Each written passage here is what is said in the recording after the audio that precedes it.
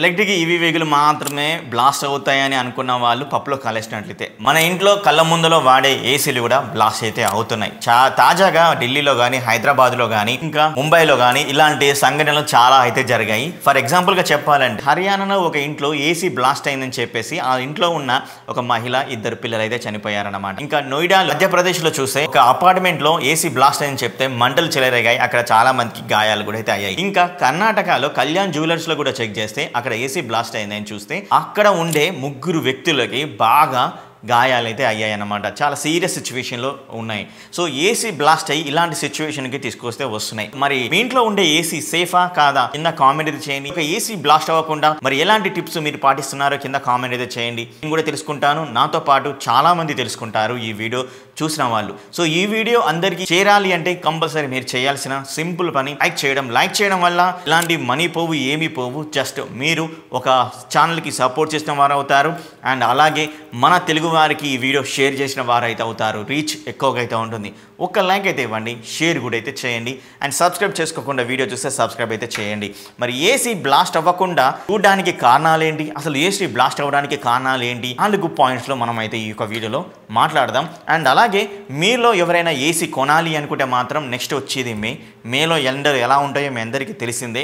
So ఖచ్చితంగా ఓ 35,000లో 35,000 నుంచి 40,000లో AC కొనాలి అనుకున్నా అండ్ బ్యాంక్ ఆఫర్స్ కోసం అలాగే కూపన్ ఆఫర్స్ కోసం చూస్తున్నారు అనుకుంటే నేను డిస్క్రిప్షన్లో కూపన్ ఆఫర్స్, బ్యాంక్ ఆఫర్స్ ఉండే ఏసీలు లింక్స్ అనేవి డిస్క్రిప్షన్లో ఇచ్చాను.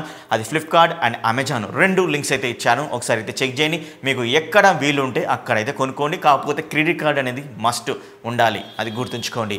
ఇంకా లాయిడ్ నుంచి కొత్త న్యూ ప్రీమియం సెగ్మెంట్ ఏసీలు అయితే లాంచ్ అయితే అయ్యాయి. చాలా ప్రీమియంగా అయితే ఉన్నాయి, సూపర్గా అయితే అనిపించాయి. సో అవి కూడా కొనాలి అనుకుంటే డిస్క్రిప్షన్ లింక్స్ అయితే ఇచ్చాను, అమెజాన్వి చెక్ చేయండి. ఏసీ బ్లాస్ట్ అవ్వడానికి కారణాలు ఏంటి దానికి చూస్తే మొదటి పాయింట్ ఖచ్చితంగా over voltage or power fluctuations. Second point poor maintenance and dust. Third point gas leakage.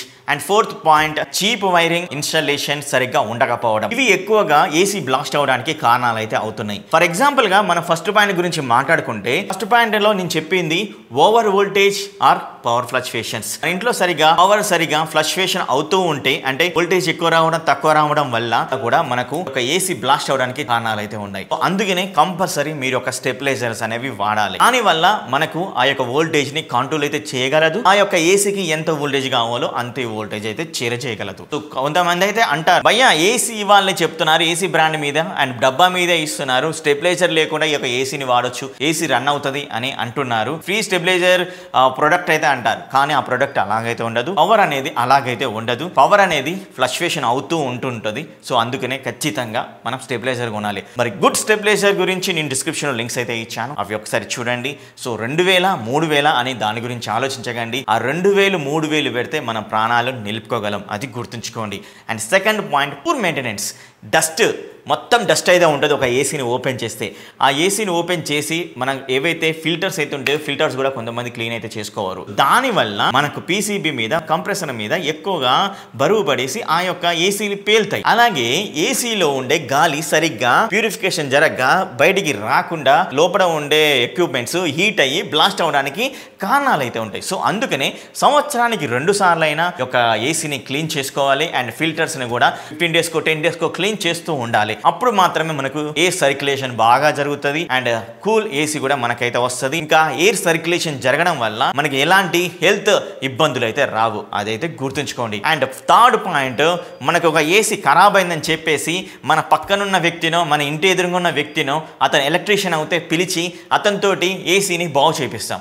అతను లో క్వాలిటీ వైరింగ్ వాడడం వల్ల, పవర్ సర్క్యులేషన్ దానికి సరిగ్గా అందకపోవడం వల్ల కూడా ఖచ్చితంగా ఏసీలు బ్లాస్ట్ అవ్వడం అయితే జరుగుతున్నాయి. అది జరుగుతున్నాయి కాబట్టి ఈ పాయింట్ అయితే నేను చెప్తున్నాను. అండ్ ఇంకా ఫోర్త్ పాయింట్ గురించి మాట్లాడుకోవాలంటే గ్యాస్ లీకేజ్.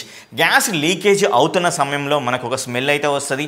అలాగే గ్యాస్ లీకేజ్ అయ్యి కొన్ని కాలుతున్నప్పుడు కూడా మనకు కొన్ని స్మెల్స్ అయితే వస్తుంటాయి.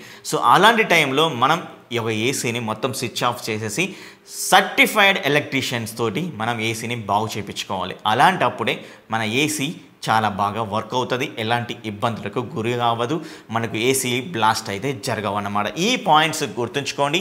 మీ ఇంట్లో ఉండే ఏసీకి మీరు ఎలాగా వాడుతున్నారు, మీరు ఏం ప్రికాషన్స్ తీసుకున్నారు మీ యొక్క ఏసీ గురించి కింద అయితే కామెంట్ అయితే చేయండి. మరి నెక్స్ట్ వీడియోలో మీ ముందు ఉంటాను. అప్పటి వరకు బాయ్ బాయ్. అండ్ సబ్స్క్రైబ్ చేసుకోకుండా వీడియో చూస్తే మాత్రం సబ్స్క్రైబ్ చేసుకొని సపోర్ట్ చేయగలరు.